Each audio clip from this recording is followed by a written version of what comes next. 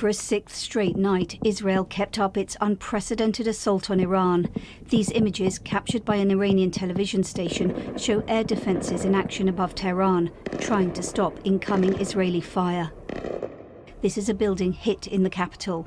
We don't know the exact target, but Israel says that Iran అధ్యక్షుడు supreme Khomeini అమెరికాకు warning ఇచ్చిండు. America కానీ ఒకవేళ ఇజ్రాయెల్కు సహాయం చేస్తే డైరెక్ట్ యుద్ధంలో పాల్గొంటే అమెరికా భారీ మూల్యం చెల్లించాల్సి వస్తుందని చెప్పి మాట్లాడిండు, వార్నింగ్ ఇచ్చిండు. అంటే దాని అర్థము ఇరాన్ ఏదో భారీ ఎత్తున ప్లాన్ చేస్తుందని అనిపిస్తుంది. కానీ ఇలాంటి మాటలు ఒకప్పుడు నేను సద్దాం హుసేన్ నోటి నుంచి కూడా అన్న 10 రోజులనే లొంగిపోయాడు. అమెరికా దాని లొంగ తీసుకుంది ఇరాక్ను. మరి ఇరాన్ పరిస్థితి ఇప్పుడు ఎట్లుందో మనకు తెలియదు.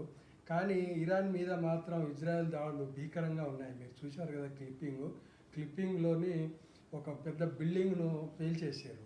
ఇంకా చాలా స్థావరాల మీద దాడులు జరిగినాయి. ఇజ్రాయెల్ భీకరంగా దాడులు చేస్తుంది.